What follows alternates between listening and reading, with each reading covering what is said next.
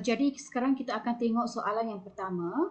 Okey, berdasarkan rangkap ketiga sajak tersebut, nyatakan sebab sang gembala kuda dianggap sebagai lelaki yang mempunyai kuasa.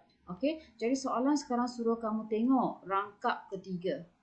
Okey, jadi sekarang kamu pergi lihatlah rangkap yang ketiga. 1, 2, 3. Okey, jika kamu tengok rangkap ini adalah sajak dia dan ini adalah maksud. Okey, kenapa kamu rasa sang gembala kuda ni seorang yang mempunyai kuasa? Okey, sebab kamu lihat di sini suaranya lebih gempitah daripada rengkek kuda sekandang. Maksud dia, suara lelaki ini lebih kuat daripada itu kuda-kuda punya suara. Oleh itu kuda-kuda itu akan ikut arahan dia. Jadi dia dianggap sebagai lelaki yang mempunyai kuasa. Contohlah sekarang, kamu tak ada kuasa. Okey, kamu bukan orang yang berkuasa. Jadi ada orang yang dengar cakap kamu tak? Tak ada kan?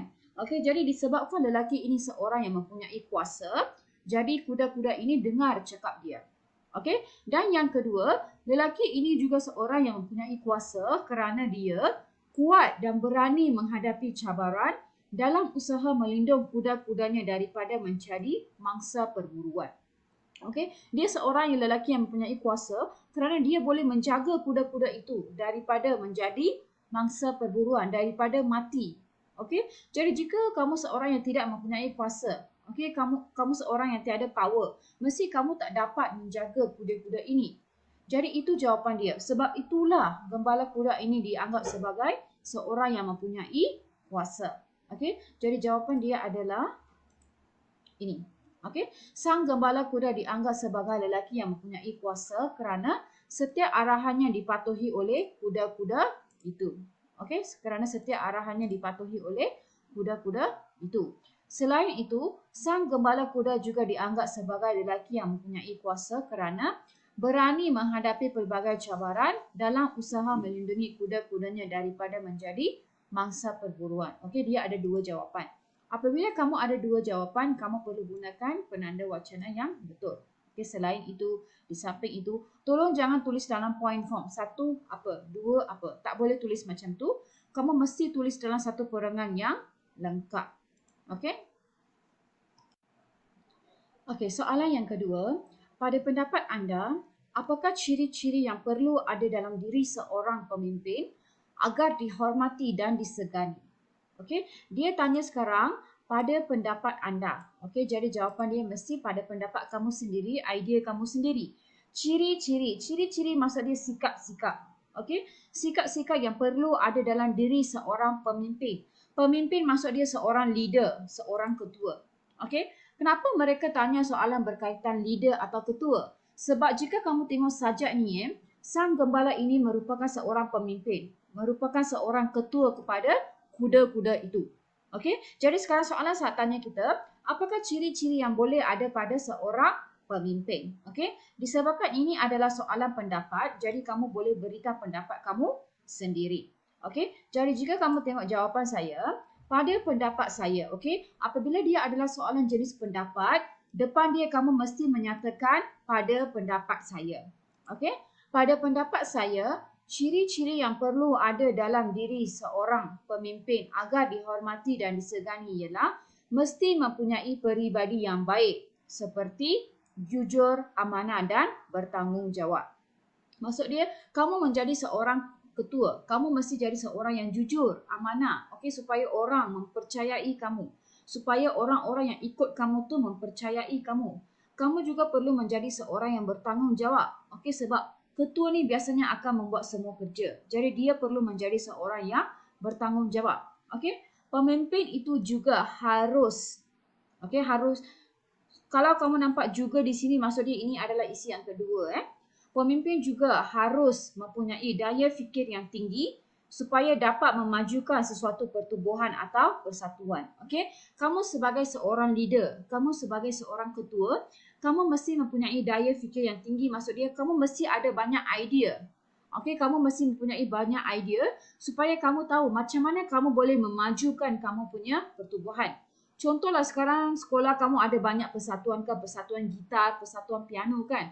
Jadi kamu menjadi seorang ketua, kamu mesti tahu apa idea yang kamu boleh buat supaya kamu punya persatuan piano ni menjadi sangat terkenal.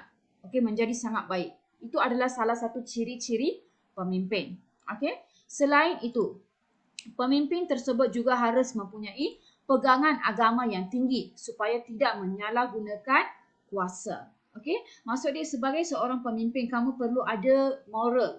Okey, kamu perlu ada agama yang tinggi supaya kamu tidak menyalahgunakan kuasa. Menyalahgunakan kuasa maksud dia contoh dia macam ambil rasuah ke, okey, minta duit kopi ke, itu semua adalah menyalahgunakan kuasa. Okey, jadi seorang pemimpin perlu mempunyai pegangan agama yang tinggi. Okey, jadi ini semua adalah ciri-ciri yang perlu ada pada seorang pemimpin.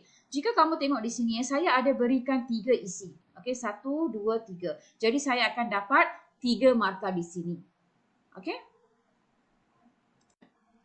Okey, soalan yang ketiga atau soalan terakhir ialah huraikan 2 persoalan yang terdapat dalam sajak tersebut. Okey, sekarang dia tanya 2 persoalan. Persoalan maksud dia sesuatu message yang kamu dapat daripada sajak ini.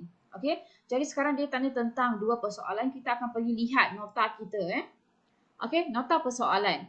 Persoalan tanggungjawab menjalankan rutin seharian. Jadi persoalan pertama ialah message yang kamu dapat adalah tanggungjawab menjalankan rutin seharian. Contoh dia, gembala kuda bertanggungjawab memberikan makanan berbentuk jerami dan rumput kepada kudanya yang sedang kelaparan. Okey, ini adalah persoalan yang pertama.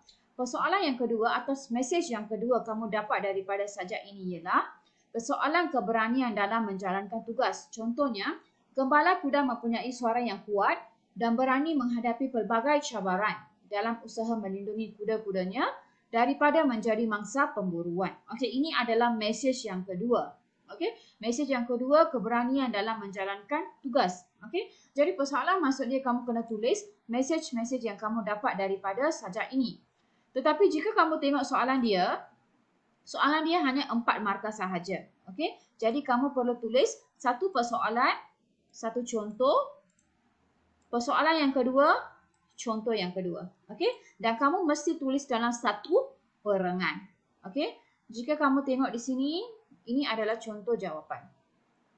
Persoalan yang terdapat dalam sajak tersebut ialah persoalan tanggungjawab menjalankan rutin seharian. Contohnya, gembala kuda bertanggungjawab memberikan makanan berbentuk jerami dan rumput kepada kudanya yang sedang kelaparan. Okey, sini kamu sudah ada 2 markah. Okey. Persoalan yang seterusnya ialah persoalan keberanian dalam menjalankan tugas. Contohnya, gembala kuda mempunyai suara yang kuat dan berani menghadapi pelbagai cabaran dalam usaha melindungi kuda-kudanya daripada menjadi mangsa perburuan. Ini adalah persoalan dan contoh yang kedua. Jadi kamu dapat 2 markah di sini. Total kamu dapat 4 markah.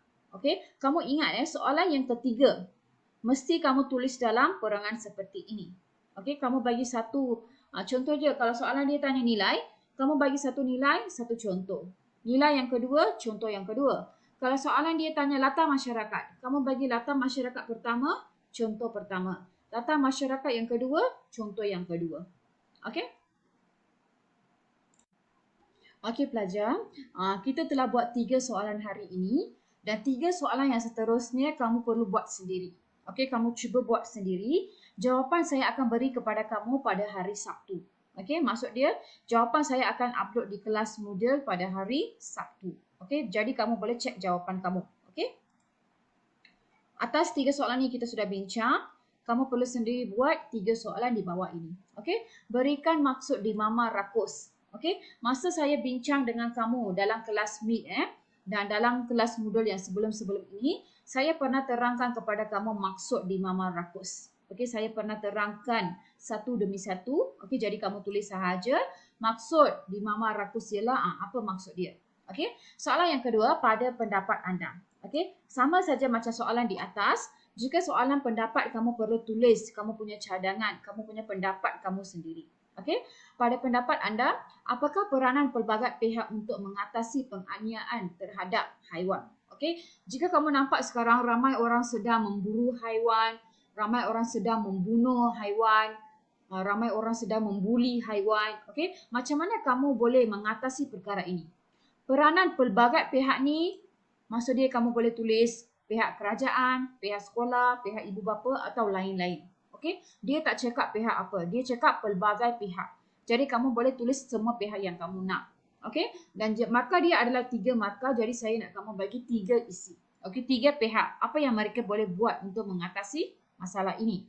Soalan yang keempat, soalan yang ketiga, huraikan 2 pengajaran. Okey? Soalan di atas 2 persoalan, soalan ini 2 pengajaran dan markah dia adalah 4 markah. Jadi sama macam tadi, okey, 2 pengajaran yang terdapat dalam sajak tersebut ialah pengajaran pertama, contohnya, contoh pertama. Selain itu, pengajaran lain yang terdapat dalam sajak tersebut ialah pengajaran yang kedua dan contoh yang kedua. Jadi kamu akan dapat 4 markah. Okey? Jadi cikgu berharap kamu akan menyiapkan latihan ini. Okey, kamu cuba buat sendiri. Baru kamu tahu bahagian mana yang kamu tidak faham. Okey? Dan jawapan saya akan beri kamu kemudian. Okey? Itu sahaja untuk kelas hari ini. Sekian, terima kasih.